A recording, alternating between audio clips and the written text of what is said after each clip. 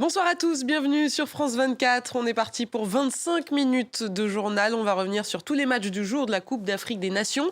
Et pour les analyser, j'ai avec moi sur ce plateau Xavier Barret et Silver Henri Cissé. Bonsoir messieurs. Bonsoir Cyril. Bonsoir. On va commencer par parler du groupe B. Les 4 équipes jouaient cet après-midi. Revenons d'abord sur le match de l'Afrique du Sud qui affrontait le Zimbabwe.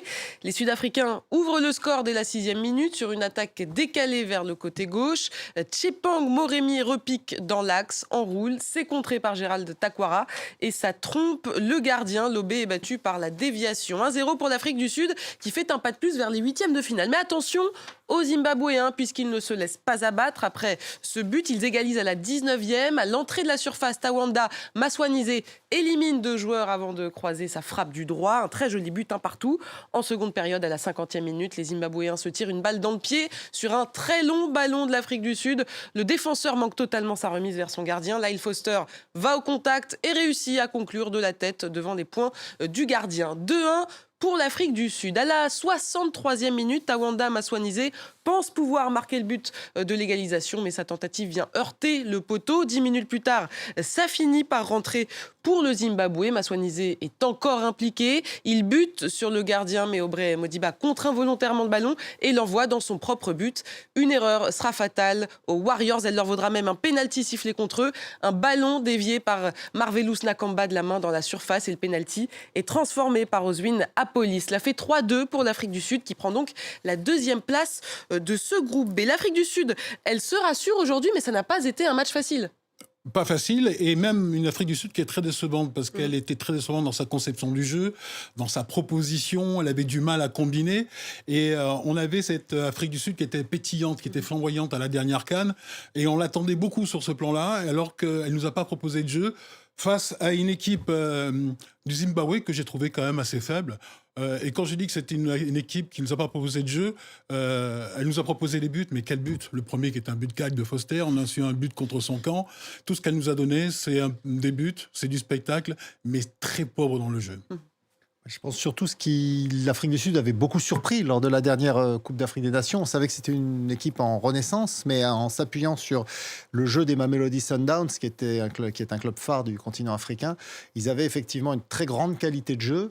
Aujourd'hui, on est sur une équipe qui est plus attendue parce qu'elle elle est allée jusqu'en demi-finale de la dernière CAN, et donc du coup, qualifiée pour la Coupe du Monde, du coup les adversaires l'étudient un petit peu plus et sont plus à même de contrer ce jeu. Je trouve que Silver Henri Cissé est un peu sévère, ça reste une équipe plaisante à voir jouer, mais je pense qu'il manque un peu de rigueur, ce qui fait que de temps en temps, ils se font piéger par des adversaires qui justement ont appris à décrypter leur jeu et à les contrer. Oui, Xavier, quand même, ce sont des joueurs, quand on parle du Zimbabwe, qui sont issus de championnats mineurs ou de l'équipe de division inférieure dans les grandes nations. C'est pas une équipe aussi impressionnante que celle qu'on a pu voir cet après-midi, ce soir, dont on m'en parlait. Et c'est pour ça que j'étais un peu déçu par l'Afrique du Sud, c'est qu'elle n'a pas su déployer son jeu contre une équipe que j'ai trouvée quand même assez faible. Ils les ont peut-être pris un peu de haut, mais il faut pas oublier que la plupart des joueurs zimbabwéens, en tout cas un certain nombre, jouent dans le championnat sud-africain ou sont passés par les clubs sud-africains et donc connaissent parfaitement les Bafana, ce qui les rend effectivement plus habitués pour les contrer sur les points faibles, à savoir notamment les ballons longs pour les piéger parce qu'ils prennent le jeu à leur compte et souvent ils s'exposent parfois un peu inutilement, ce qui oblige à commettre des fautes, comme on en a vu d'ailleurs dans ce match où il y a eu quelques buts un peu gaguesques. Ouais, trop d'erreurs face à une nation émergente du football. Je suis peut-être sévère, mais je le pense vraiment.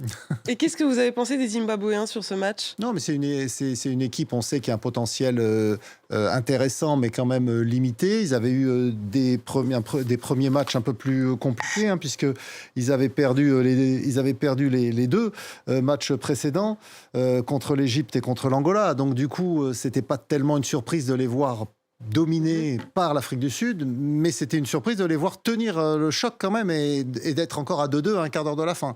C'est des joueurs qui se battent avec beaucoup de volonté, de bonne volonté. Maintenant, on ne s'attendait pas à effectivement ce qui embête autant les Bafana. En tout cas, l'Afrique du Sud est là où on l'attendait aujourd'hui. Ah oui, là, mais je m'inquiète pour la suite. Avec le jeu qu'ils nous ont proposé, depuis le début, je m'inquiète pour la suite. Comme je vous l'ai dit, je trouve qu'ils ont beaucoup de mal dans la proposition. Je la trouve faible, je la trouve stéréotypée, et ils seront vraiment prévisibles. Donc s'ils ont été prévisibles pour les Zimbabwéens, je pense qu'ils sont prévisibles pour des équipes qui sont beaucoup plus fortes. Voilà pour Zimbabwe, Afrique du Sud. Parlons maintenant de l'Angola qui a affronté l'Égypte dans ce même groupe B. Dès la 9e minute, les Angolais obtiennent un bon coup franc, mais ça ne donne rien. Les Antilopes noires poussent durant une grande partie de la première période. À la 30e minute, il n'y a toujours aucun tir cadré, mais ça viendra. L'Égypte est bousculée. À la 43e, l'Angola manque d'ouvrir le score, mais ça passera à côté pour Chico Banza qui se retrouve face au gardien après un joli 1-2 avec un défenseur sur le dos. Il ouvre son pied, mais il manque le cadre de quelques centimètres. L'Angola met la pression jusqu'à la mi-temps, mais 0-0 à la pause. À la 53e, un coup franc de Freddy heurte le poteau. Une belle frappe, une belle occasion pour les Angolais, mais ça ne passera pas. Les Antilopes noires la veulent, cette victoire. Triple changement à la 65e pour amener du sang neuf. À la 76e, l'Angola frôle le but contre son camp sur une contre-attaque égyptienne. Le centre est dévié par la défense angolaise et frôle le poteau. Quelques occasions se présentent encore, mais les Angolais repartiront avec un match nul, loin de les arranger. Est-ce que l'Angola est quasi éliminé là, au vu du... Eh bien, pas complètement. Mhm. En fait, ils ont encore une petite chance de qualification suite au résultat de ce soir. Donc, ils pourraient finir comme le moins bon 3e et donc accrocher la dernière place en 8e de finale. Ça, on le saura à l'issue des derniers matchs. En Donc fait, leur sort dépend des autres ça va matchs. être un peu comme pour la Côte d'Ivoire il y a 2 ans. Il va falloir attendre les autres résultats pour savoir si l'Angola passe ou pas. Ce qui est sûr, c'est qu'ils ont déjà mis derrière eux là, les Comores et la Zambie, qui jouaient ce soir et qui de toute façon seront derrière eux. Enfin, en l'occurrence, c'est les Comores qui terminent 3e de leur groupe, on y reviendra. Donc, ils sont pour le moment avant-derniers, mais il y a une possibilité dans le groupe de la Tanzanie qui soit 4e, 3e. Donc, le moins bon 3e qualifié, comme l'a été la Côte d'Ivoire il y a 2 ans. Donc après, tout est possible. Il faut rappeler quand même que le Palancas Negras était en quart de finale de la dernière Coupe d'Afrique des Nations il y a 2 ans. Donc c'est vrai qu'une élimination au premier tour, ce serait une contre-performance au regard de ce qu'ils ont pu faire récemment. Du côté de l'Égypte, le sélectionneur en tout cas a fait tourner toute l'équipe. On sent que le mot d'ordre c'était de faire le strict minimum. Ah ben ça, on s'en est rendu compte. Je ne sais pas si vous vous rappelez de la première mi-temps, qui était une mi-temps doudou. On s'est endormi, c'était très bien pour faire la sieste. Ah mais c'était une mi-temps doudou, il s'est strictement rien passé. Pas d'accélération dans le jeu. Nous avions des Égyptiens qui étaient sans rythme. Heureusement qu'il y a eu l'entrée de Zizou en deuxième période qui a permis d'accélérer le jeu. C'est là où on a commencé à avoir une Égypte qui renouait un peu avec sa culture. Une équipe qui était complètement remaniée, une équipe égyptienne complètement remaniée. Et moi, j'étais un peu déçu parce que, comme je vous le disais hier, j'espérais voir Salah sur le banc, mais voir une équipe type sans Salah. Malheureusement, on a eu une équipe B et Salah sur le banc. Les coiffeurs, comme on les appelle, qui ne nous ont pas démontré grand-chose, qui vont certainement rester sur le banc. On va retrouver cette équipe égyptienne telle qu'on l'a vue depuis le début de la compétition, avec, je l'espère, Salah qui sera sur le banc, parce qu'il fait partie de ces joueurs, vous savez, un peu comme Ronaldo au Portugal ou Messi en Argentine, qui magnétise toute l'équipe. C'est-à-dire qu'on est presque dans l'obligation de passer le ballon à Salah. On est presque dans l'obligation de jouer pour Salah. Et ça freine complètement cette équipe. Et quand on voit le travail que font des joueurs comme Marmouche, par exemple, ou Trezeguet, eh bien, ils sont freinés dans leur élan, ils sont freinés dans leur dynamique, parce qu'il y a l'impérator, Salah, à qui on doit faire plaisir avec un sélectionneur, Hassan, qui reste quand même sur la mesure et qui devrait le laisser sur le banc. Est-ce que vous êtes d'accord, Xavier ? Oui, tout à fait d'accord avec Sylvain-Henri Cissé sur ce point-là. On a déjà eu l'occasion de l'évoquer ici. Et malheureusement, effectivement, on n'a pas vu les autres non plus. On a du mal à la jauger, cette équipe. Oui. Osam Hassan avait laissé aussi Trezeguet et Omar Marmouche sur le banc des remplaçants. Également, d'ailleurs, Marouane Atia, le milieu de terrain. Également, Rami Rabia, là, qui est le pilier de la défense. Mohamed Hani, le latéral droit, était suspendu puisqu'il a pris un rouge lors du précédent match. Donc on avait effectivement une équipe d'Égypte complètement expérimentale, mais on voit quand même la qualité du réservoir égyptien, c'est que même les remplaçants égyptiens sont capables de contenir l'Angola, quart de finaliste de la dernière Coupe d'Afrique des Nations. Donc ça démontre que dans ce pays qui a quand même plus de 100 millions d'habitants et une passion illimitée pour le football, il y a quand même de quoi faire de bonnes équipes, même quand le pharaon n'est pas là. Complètement. C'est une véritable culture. Et c'est-à-dire qu'ils sont capables de s'organiser dans une rencontre pour accélérer, pour ralentir. Alors en première mi-temps, ils n'ont fait que ralentir. mais vraiment pour s'adapter à l'adversaire. Et avec cette équipe l'équipe type d'Égypte, ça, je trouve que c'est très, très fort. Ils me font penser un peu, vous savez, à l'Italie de la grande époque. Je ne parle pas de l'Italie du moment qui, en ce moment, est plutôt là aussi, dans le doudou, qui n'est pas la même. Mais l'Italie de la grande époque qui était capable de s'adapter à n'importe quel adversaire et surtout de la faire déjouer. Ça, c'est la force de l'Égypte. On a parlé du groupe B, je vous propose qu'on parle maintenant du groupe A. Et dans le groupe A, il y a le Maroc qui a affronté il y a quelques instants la Zambie, les Lions de l'Atlas qui avaient pour objectif de finir premier du groupe et ils s'en sont donné les moyens. Dès la 9e minute, ils ouvrent le score, un corner tiré par Azzedine Ounahi de la droite vers la gauche. Ayoub El Kaabi dans la surface marque d'une tête plongeante de près. Et le Maroc va doubler la mise à la 27e minute après un centre en retrait venu de la gauche. Brahim Diaz, arrivé lancé dans la surface, marque d'une frappe du gauche. Après la mi-temps, à la 50e, Ayoub El Kaabi vient enfoncer le clou avec un nouveau retourné acrobatique comme face aux Comores. Le but est d'abord signalé hors jeu, mais il est étudié par la VAR qui finit par le valider. Il y en aura d'autres des occasions marocaines, mais on s'arrêtera à ce score de 3-0 pour le Maroc. On va tout de suite aller voir notre envoyé spécial à Rabat, Cédric Ferreira. Bonsoir Cédric. Il aura fallu attendre la 3e journée des phases de poule, mais le Maroc est bien qualifié pour les 8e de finale. Et Ayoub El Kaabi et Brahim Diaz, ils sont pour beaucoup.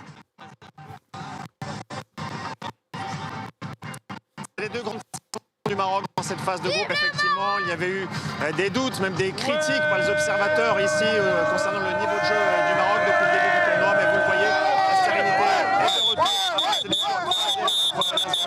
Et effectivement, de cette situation, je tiens Ayoub El Kaabi, Brahim Diaz, Ayoub El Kaabi qui a encore inscrit un retour acrobatique, son deuxième 3 matchs de série. Alors, Cédric, je vous avoue qu'on vous entend pas beaucoup. On essaiera de revenir vers vous dans quelques instants. Alors, j'en parlais donc avec Cédric, Ayoub El Kaabi et Brahim Diaz, des éléments essentiels à cette équipe du Maroc. Oui, ils ont marqué chacun 3 buts dans la compétition en 3 matchs, donc c'est assez remarquable. Brahim Diaz, qui est remplaçant au Real Madrid, qui est un élément vraiment très intéressant de par sa qualité technique, sa vision du jeu et son sens du positionnement. Et puis El Kaabi, qui n'était pas titulaire au début de la compétition, puisque c'était Raimi qui avait été aligné lors du premier match, qui depuis est rentré, a marqué un but incroyable en retournée lors du premier match du Maroc. Et dans la foulée, eh bien, il a pris la place de titulaire et désormais il est le titulaire dans l'esprit de Walid Regragui et il le justifie puisqu'il en est à 3 buts en 3 matchs. Donc c'est une sélection, on savait, qui était préparée pour ce rendez-vous, qui avait un peu eu du mal contre le Mali, qui était l'adversaire le plus sérieux de ce groupe, mais qui finalement se retrouve maintenant au rendez-vous, premier de son groupe, comme on l'attendait, avec 2 victoires et 1 nul. On peut vraiment pas s'inquiéter beaucoup pour ce Maroc-là. En plus, on a vu Hakimi, qui était depuis 2 mois sur le flanc, qui a fait sa rentrée en fin de match. Donc on voit que cette équipe marocaine est vraiment prête pour le rendez-vous, le grand rendez-vous. Bah oui, il fallait des certitudes. Il les a obtenues, ces certitudes. Et sortir surtout de la philosophie dans laquelle il s'était un peu enfermé avec le Mali, qui correspondait aussi aux certitudes qu'il avait lors de la dernière CAN de la Coupe du Monde. C'est-à-dire jouer bloc bas et être plutôt dans des contre-attaques, être dans cette position-là. Là, il a décidé de changer un tout petit peu sa philosophie. Et moi, j'aimais la manière dont ils ont occupé le terrain. La manière dont ils ont offert de la générosité à cette équipe-là, de l'avant, des transitions très très rapides et surtout avoir une occupation du terrain qui permette d'aller de l'avant et ne pas se replier comme ils l'ont fait à la Coupe du Monde. Rappelez-vous, à la Coupe du Monde, on l'a peut-être oublié, mais c'est une équipe qui d'abord se repliait sur le bloc bas avant de déployer son jeu. En ce qui concerne le 3e but d'El Kaabi, je vais être encore là un tout petit peu ronchon. Oui, hors-jeu. Le but est magnifique. Mais regardez, il n'y a pas de défense. On a l'impression qu'il est dans la cour d'école. Vous savez, quand on jouait dans la cour d'école et qu'on faisait des retournées pour impressionner les filles. Là, on a l'impression qu'il fait un retourné pour la photo. Mais la défense zambienne est inexistante. Il est tout seul. Je retiens, moi, le premier retourné qu'il a est vraiment dans le jeu. Qu'il a face à l'adversité contre les Comores. Mais celui-ci, il est beau. Mais bon, il est face à une équipe zambienne qui était très faible là aussi, qui n'était pas là, et qui, moi, m'a déçu, parce que s'il faut se souvenir des qualifications, c'est quand même une équipe qui a terminé première de son groupe, devant la Côte d'Ivoire. Et quand on voit ce que nous a proposé la Côte d'Ivoire hier, je m'attendais à ce que la Zambie soit un peu plus volontaire, dynamique. Eh ben, elle n'a pas été au rendez-vous. Cédric, je reviens vers vous en espérant qu'on puisse vous entendre un petit peu mieux. Parlez-nous un peu de l'ambiance. Est-ce que les joueurs marocains ont été sifflés cette fois-ci, comme lors des 2 précédents matchs des Lions de l'Atlas ? Alors, à l'annonce de la composition des équipes, Walid Regragui a été sifflé, mais ensuite, ça a été une très belle ambiance, évidemment. Succès 3-0. L'ambiance est un vrai sujet ici, car avant le premier match d'ouverture face aux Comores, il avait dit en conférence de presse: je ne veux pas des spectateurs qui mangent des petits fours, je veux des vrais supporters marocains. L'ambiance avait été assez feutrée contre les Comores, un peu meilleure face au Mali, ici au stade Prince Moulay Abdallah. Et aujourd'hui, l'ambiance a été, il faut le dire, exceptionnelle, où tout le stade a lancé une hola dès la première période. Après les buts marocains, 62 000 spectateurs, quasiment plein, l'enceinte Prince Moulay Abdallah. Et vous le voyez tout autour de moi, il y a beaucoup de supporters. Il y avait le groupe Ultra des Rosso Verde qui mettent l'ambiance depuis le début. On les a suivis avec nos reporters Héloïse Mollan et Samia Méteni. Je vous propose de regarder leur reportage et vous verrez que c'est l'ambiance similaire à ce qu'il y a ici. La CAN, c'est vraiment grandiose pour nous. C'est un titre qu'on cherche depuis longtemps. Et du coup, même nous, supporters, nous Rosso Verde, on se met à 200%.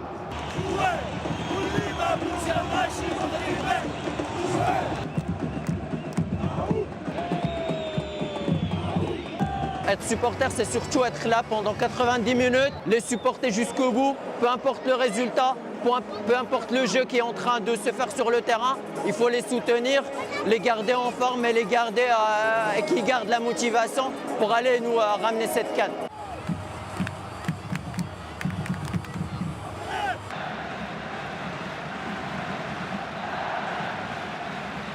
J'ai déjà fait 3 Coupes du Monde avec eux, j'ai fait des Coupes d'Afrique. Et donc là, avec les Rosso Verde, on essaie de se déplacer un peu partout et les suivre un peu partout.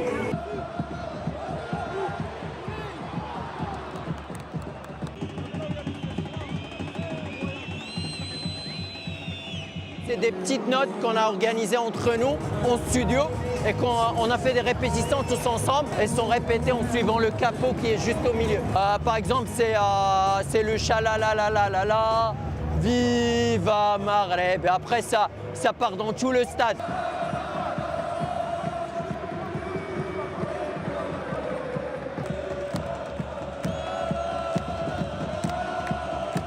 Aujourd'hui, surtout lors du match de l'équipe nationale, c'est un stade qui est plein de familles, qui est diversifié, qui est très différent de l'ambiance des clubs. Et donc on a un peu du mal à mobiliser les supporters. On veut surtout que les gens gardent en tête qu'il faut supporter pendant 90 minutes. On a du mal encore, donc soyez avec nous s'il vous plaît, soyez debout et encouragez pendant les 90 minutes. Merci à Samia Méteni pour ce reportage. Merci à vous également, Cédric Ferreira. On vous retrouve dès demain, mardi, comme tous les soirs de match. Profitez-en, allez faire la fête avec les supporters qui vous entourent. Voilà pour le Maroc qualifié. Eh oui, vous avez vu. Voilà pour le Maroc, donc qualifié en 8e de finale. On passe à l'autre affiche du groupe A, Comores-Mali. Grosse occasion pour les Aigles dès la 15e minute. Une passe de Lassine Sinayoko qui trouve Doumbia. La défense comorienne tergiverse et le corner revient au Mali. S'il est d'abord repoussé des points par Yannick Pandor, le ballon revient dans les pieds des Maliens. Mais Doumbia est signalé hors jeu. La possession, elle est malienne sur l'ensemble de la première mi-temps en tout cas. Pour autant, les Aigles ne parviennent pas à se montrer dangereux. 0-0 à la mi-temps. En deuxième période, les Maliens se font peur avec quelques passes hasardeuses. Gaoussou Diarra tente sa chance à la 75e, mais ça passera au-dessus du but des Comores. Les deux équipes se quitteront sur ce score de 0-0. On notera ce carton rouge en toute fin de match pour Amadou Haïdara. Sans briller, le Mali prend donc la deuxième place de ce groupe A. Vous savez, ça c'est le genre de rencontre piège avec le temps. Plus le temps passe et plus ils jouent contre vous. Le Mali était dans une sorte de gestion. Peut-être qu'ils ont... ils étaient un peu arrogants. Ils ont peut-être méprisé cette équipe des Comores qui, eux, ont installé le coffre-fort en proposant un 5-3-2 dans un match qui était très décousu. Je n'ai pas trouvé le Mali à hauteur de sa réputation. Alors peut-être est-ce la philosophie de jeu de Thompson Flett dans cette CAN, peut-être est-ce aussi tout simplement les systèmes de jeu qu'il a mis en place, mais ils ne sont pas à la hauteur d'une équipe qui a des individualités vraiment brillantes et qui devrait proposer un autre jeu. Prochain tour, en 8e de finale, il faudra proposer un autre jeu, parce qu'à proposer celui-ci, il y a de fortes chances qu'il sorte très rapidement. Qu'est-ce que vous avez pensé du Mali sur l'ensemble de la compétition? Oui, décevant, évidemment. Il devrait jouer la Tunisie en huitième de finale, qui est une équipe, en revanche, qui nous a agréablement surpris. Oui, ce Mali, on sait qu'il y a beaucoup de talent. On était curieux de voir ce que ça allait donner avec Tom Saint-Fiet, qui est un sélectionneur qui a l'expérience de l'Afrique, mais qui avait plutôt la réputation d'un bétonneur, d'un entraîneur défensif. Et là, avec le Mali, qui est plutôt une équipe qui joue, eh bien, il y a un choc de culture et ça passe pas bien. Et d'ailleurs, là, il avait encore fait 4 changements dans le 11 de départ des Aigles par rapport à la formation alignée contre le Maroc, où ils avaient plutôt fait un bon match puisqu'ils avaient obtenu un résultat nul. Et là, à l'arrivée, ils font 0-0 contre les Comores. Alors, c'est sûr que les Comores ont beaucoup de mérite de se battre, comme ils l'ont montré encore aujourd'hui. Mais le Mali doit faire beaucoup mieux. On attend beaucoup mieux de ces joueurs-là et ils ne l'ont pas démontré. Faisons le point maintenant sur les équipes déjà qualifiées en 8e. On retrouve donc l'Égypte, qualifiée dès la 2e journée avec 2 victoires. Le Nigeria et l'Algérie ont également remporté leurs 2 premiers matchs. L'Afrique du Sud les a rejoints aujourd'hui, tout comme le Maroc et le Mali. Et par ricochet, d'autres équipes se voient aussi qualifiées sans avoir joué leur dernier match, ni en avoir gagné 2. C'est le cas des 3 premières équipes du groupe D, le Sénégal, la République démocratique du Congo et le Bénin, le Burkina Faso et le Soudan aussi dans le groupe E, et les 3 premiers du groupe F, la Côte d'Ivoire, le Cameroun et le Mozambique. Voilà pour le moment. Il y a des surprises là-dedans ? Oui et non. Le Bénin, c'est une agréable surprise parce qu'ils n'avaient jamais gagné encore en phase finale de Coupe d'Afrique des Nations. Et donc, ils s'étaient déjà qualifiés en 2019 pour les huitièmes de finale et même les quarts de finale, mais qu'avec des matchs nuls. Là, ils sont donc assurés d'être qualifiés. Et puis, pareil pour le Mozambique, qui n'avait jamais gagné non plus jusqu'à hier en phase finale de Coupe d'Afrique des Nations en 17 matchs. Donc, eux aussi vont pouvoir franchir ce barrage-là qui n'arrivait pas à franchir.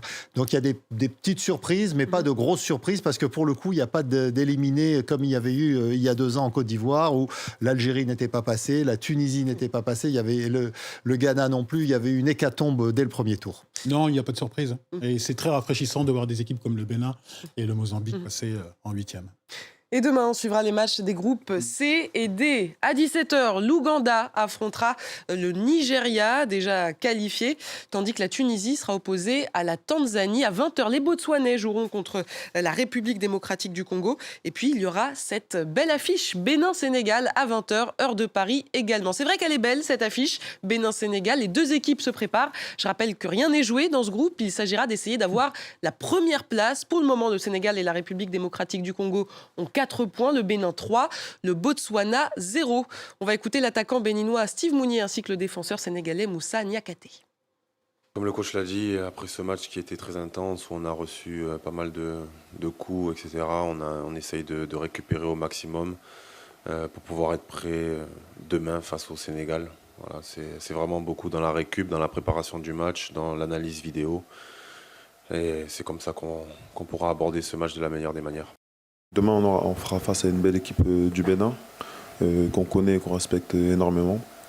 On a analysé un peu leur match. Ils ont fait un très beau match contre la RDC, où je ne sais pas s'ils méritaient forcément de perdre. Et ils ont gagné aussi face au Botswana. Donc s'ils sont là, c'est pas par hasard. Et on sait qu'ils vont essayer de tout faire pour nous mettre en difficulté. Donc ce sera à nous de jouer à notre niveau et de remporter ce match. Attention au Bénin demain ? Ah oui, il faudra être réaliste, pragmatique. Avec le matériel du Sénégal, il faut vraiment qu'ils jouent et ils soient à leur meilleur niveau pour se qualifier, parce que sinon, en face, c'est l'Algérie en 8e. Et là, c'est une autre paire de manches. Oui, la première place est déterminante, puisque le premier du groupe D rencontrera un meilleur 3e, alors que le 2e sera contre l'Algérie. Voilà. Et a priori, demain, ça devrait bien se passer pour la République démocratique du Congo, comme elle hérite du match le plus facile. Est-ce qu'elle n'a pas plus de chances que le Sénégal de finir à la première place ? En théorie, oui. En théorie, oui. Possible. Oui. Maintenant, s'ils jouent aussi bien contre le Bénin, c'est pas gagné.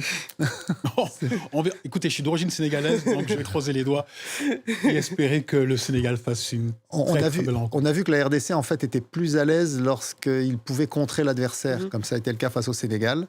Quand ils doivent prendre le jeu à leur compte, en tout cas face au Bénin, ils n'étaient pas convaincants. Et là, face au Botswana, ils devront faire le jeu. Donc on va voir si les léopards sortent les griffes. C'est l'équipe la plus faible, le Botswana. Donc, Clairement, sur cette compétition. C'est pour ça que c'est plus difficile pour le Sénégal. Et on fera le point demain sur ces 4 matchs Avec qui grand nous plaisir. attendent ce mardi. Merci à vous, Xavier Barret. Merci, Silver Henri Cissé également. Merci à vous, chers téléspectateurs. C'est la fin de ce journal de la CAN. Restez avec nous sur France 24.